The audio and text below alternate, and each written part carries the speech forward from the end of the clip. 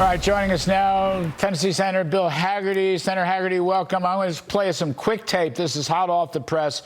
President Biden on the tarmac in New Orleans. Take a listen. We'll see what Iran does, and we'll see what happens. All right, we'll see what Iran does. They asked him a question, what's going to happen? We'll see what Iran does. I don't, is that a policy? Is that a statement? We'll see what Iran does. I thought he was engaged in one thing. I mean, really? See what Iran does? They're in the driver's seat, not us.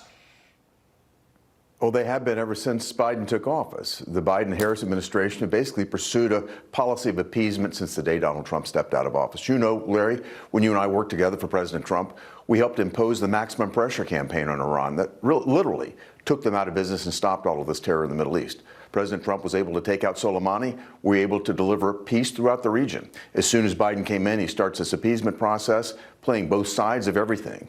And now, instead of speaking from a position of strength, we're looking to see what Iran does. It's unbelievable. I mean, he doesn't even say, first of all, he didn't even say don't. Not that that mattered, because Putin didn't care about don't either.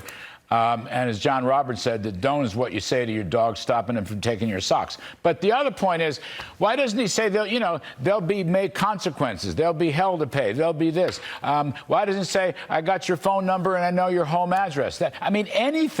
Anything except this sort of passive, non-reactive phase. There's a very simple and regrettable reason, and that's because Vice President Harris is very much appeasing the Hamas left in her own party, the pro-Hamas left in the Democrat Party. They're focused on what's happening in Michigan and in Minnesota. That's what's happening right now. That's why Joe Biden can't be deliberative. He can't be thoughtful. All he does is react in a knee-jerk way. And again, they try to play both sides to appease everybody in the process, making the entire region a catastrophe. Well, I'm not privy to any of this, obviously, the national security stuff. But I would just say this. Israel has knocked out all these commanders. They've knocked out Hezbollah commanders right there in Beirut, and they've knocked out the Hamas commander right there in Tehran. That's got to give Iran, Hezbollah, and Hamas some pause. I mean, Israel is not a paper tiger. I don't know about the United States, but the IDF's not a paper tiger.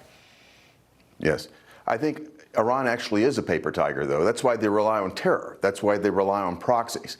You know, they're talking big game right now. When President Trump was in office, we took out Soleimani. Iran couldn't respond. They didn't. But now what they're trying to do is draw the United States into this, draw other Western nations into this, and argue this ceasefire deal must be accepted by Israel. A ceasefire deal is not going to be a good deal for Israel because it's basically a win for Hamas. It keeps them in business.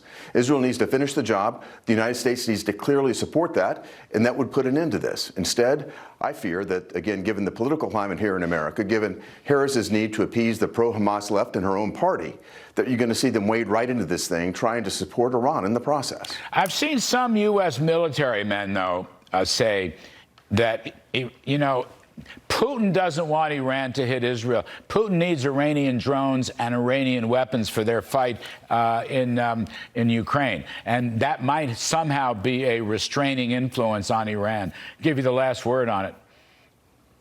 Well, I think the best way to restrain Iran is for the United States to speak from a position of strength. In your previous segment, Congressman Hunt, you did a great job. We need a strong economy, we need a strong military, and speak for strength. Yeah, we really do. Thank you, Larry. I yearn for peace through strength. Senator Bill Hagerty, thank you, sir. We appreciate it very much.